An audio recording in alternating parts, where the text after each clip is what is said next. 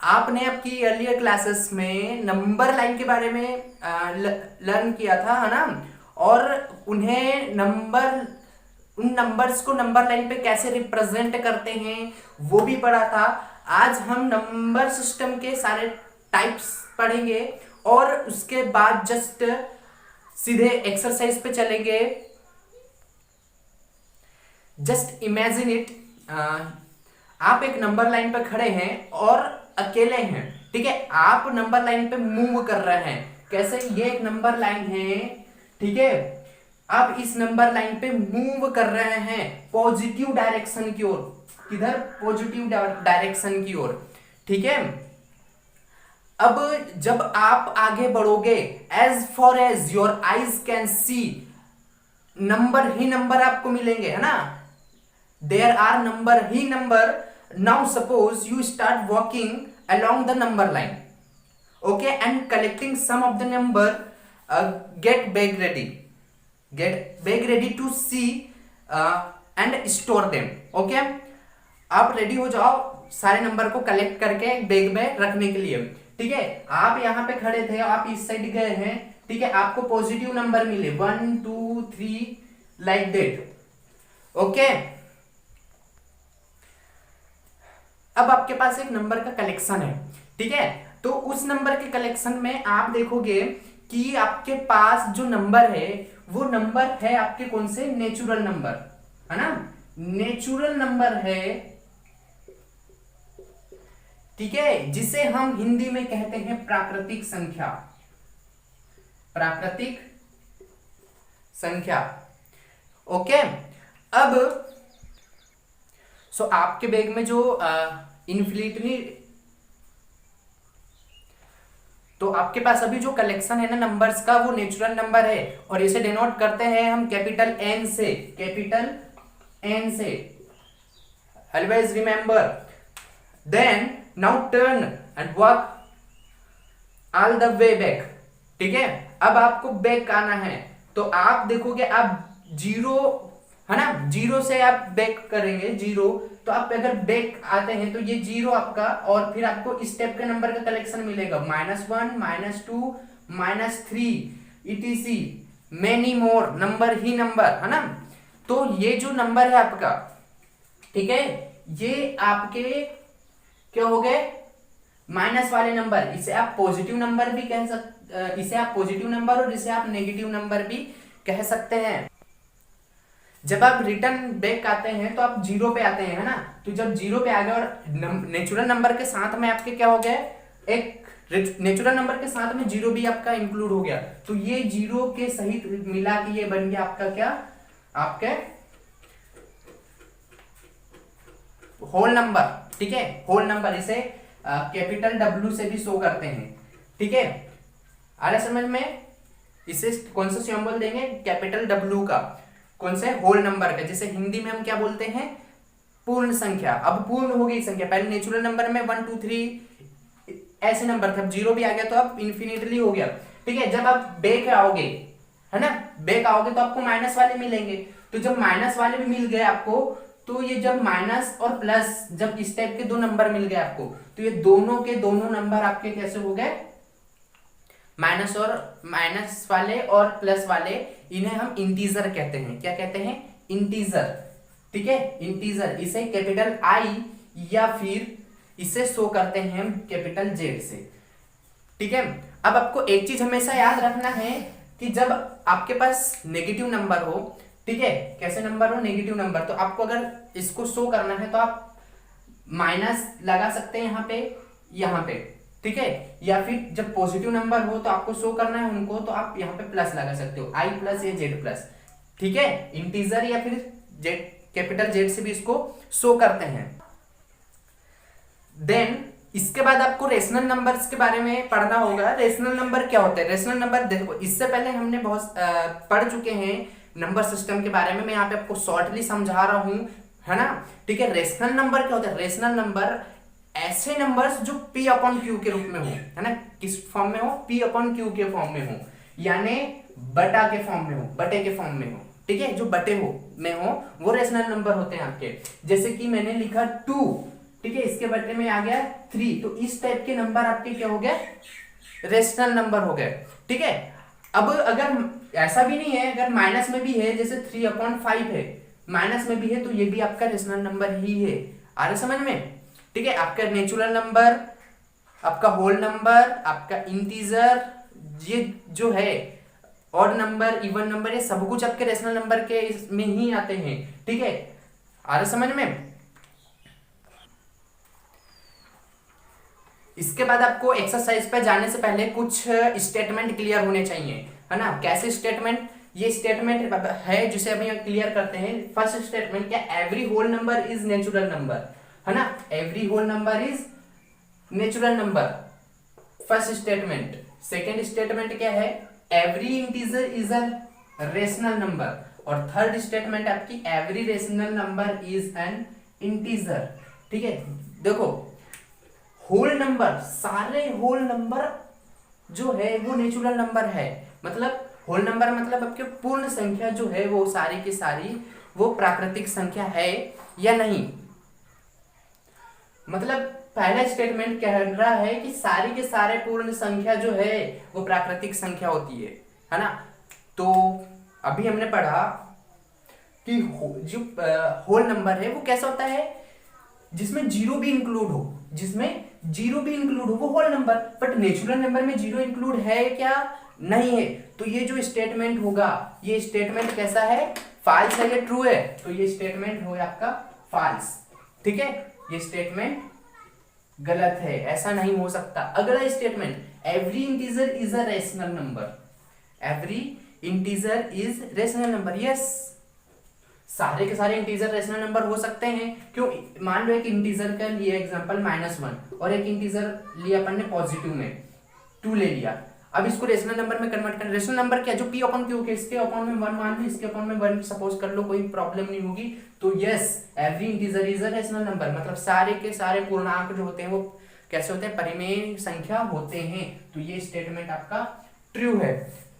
The next, every rational number is an integer.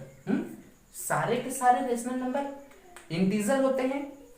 बताओ भाई, सारे के सारे रेशनल नंबर इंटीजर हो सकते हैं? नहीं ना। तो ये स्टेटमेंट आपका फॉल्स है। ठीक है, क्यों?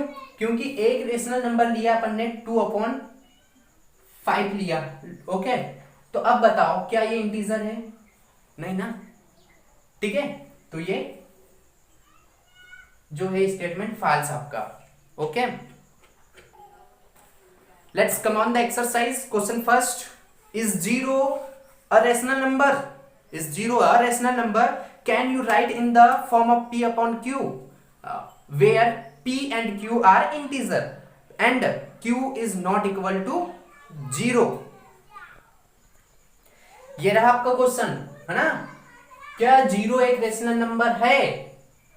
अगर है तो क्या आप इसे p अपॉन q की फॉर्म में लिख सकते हैं, where p and q are integer. यहां पे एक चीज याद रखना कि p और q जो है यहाँ पे एक पूर्णांक है और q 0 के इक्वल में नहीं है। ठीक है, तो आपको इसको बताना है। ठीक है, इट्स सॉल्यूशन इज, तो जीरो जो है वो रेशनल नंबर है ना? जीरो जो है वो रेशनल नंबर है। ठीक है, तो yes, zero is rational number. Yes, zero is rational number. तो इसे क्या बोला है उन्होंने? p अपॉन q के रूप में लिख सकते हैं या नहीं? तो हाँ, लिख सकते हैं ना, जब जीरो है।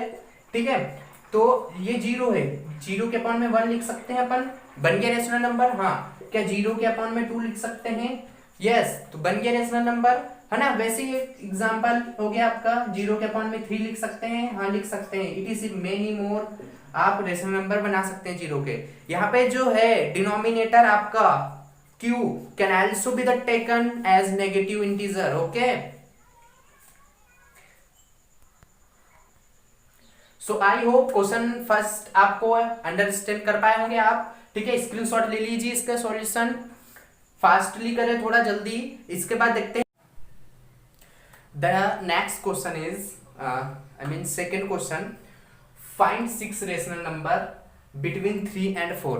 आपको 3 और 4 के बीच में 6 रेशनल नंबर क्या करना है, फाइंड करना है। परिमेय संख्या ज्ञात करनी है आपको 6, 3 और 4 के बीच में। एक चीज हमेशा याद रखना कि किन्हीं दो रेशनल नंबर के बीच में इन्फिनिटली अनंत परिमेय संख्या हो सकती है ना, अनंत, है ना। किसी दो परिमेय संख्याओं के बीच में अनंत परिमेय संख्या हो सकती है ना। ठीक है, सॉल्व करेंगे ये वाला क्वेश्चन।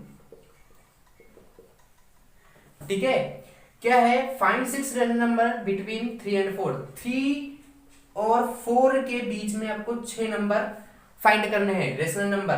ठीक है, सबसे पहली स्टेप आपकी क्या बनती है, 3 के अपॉन में 1 सपोज कर लो और 4 के अपॉन में 1 सपोज कर लो। कर लिया, उसके बाद आपको यहाँ पे कितने रेशनल नंबर फाइंड करने की बोला है, 6 रेशनल नंबर फाइंड करने की बोला है। तो इससे एक ज्यादा लेना है, तो 6, है ना, कैसा 6 है फाइंड करना है, तो 6 से एक ज्यादा लेना है। तो कितना हो गया, ये 7 हो गया। आपको यहाँ पे क्या करना है, ये दोनों फ्रैक्शन में ऊपर भी 7 और नीचे भी 7, यानी न्यूमरेटर और डिनोमिनेटर दोनों जगह आपको 7/7 से मल्टीप्लीकेशन करना है। ठीक है, उसके बाद आगे देखिए, अगली स्टेप आपको क्या करना है, मल्टीप्लाई कर देंगे तो कितना हो जाएगा 21/7, और ये हो जाएगा 7 4 28/7। एक चीज हमेशा याद रखना, बेस जो है हमेशा सेम होना चाहिए, तब जाके आपका इस मेथड से रेशनल नंबर आप फाइंड कर पाओगे, ना तो नहीं, है ना। तो यहाँ पे दोनों जगह बेस सेम है, यस। अब आपके पास 21/7 और 28/7, आपके पास दो, आपके पास क्या आ गई, रेशनल नंबर आ गई। अब आपको इनके बीच के रेशनल नंबर लिखना है।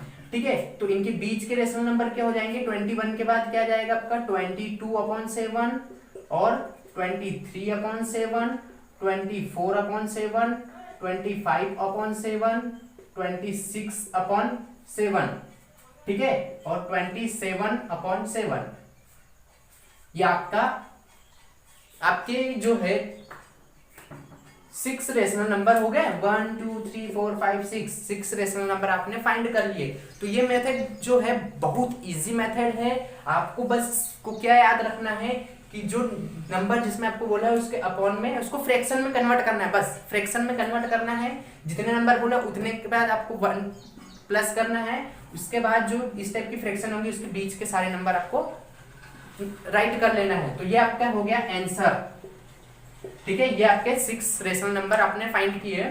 ठीक है, तो इस गाइस अगर आपको फर्स्ट क्वेश्चन क्लियर नहीं है तो डोंट वरी, है ना। ये सेकंड क्वेश्चन जो अभी आपने सॉल्व किया, हम लोगों ने 3 और 4 के बीच में 6 रेशनल नंबर फाइंड करे थे। अगर अच्छे से क्लियर नहीं तो डोंट वरी, एक और क्वेश्चन देखते हैं और अच्छे से क्लियर हो जाएगा। ठीक है, अब क्वेश्चन क्या है, अगला थर्ड क्वेश्चन आपका एक्सरसाइज 1.1 में find 6 rational number between 3/5 and 4/5। ठीक है, इनके बीच में 3/5 और 4/5 के बीच में आपको कितने रेशनल नंबर फाइंड करने हैं, आपको इस बार 5 रेशनल नंबर फाइंड करने हैं। ठीक है, ओके, हमको मेथड तो पता है क्या करना चाहिए, एक मेथड को भी फॉलो करते हैं।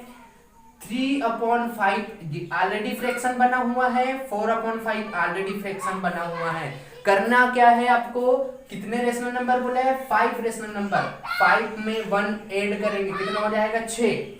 हो गया, आ रहा है समझ में, हाँ।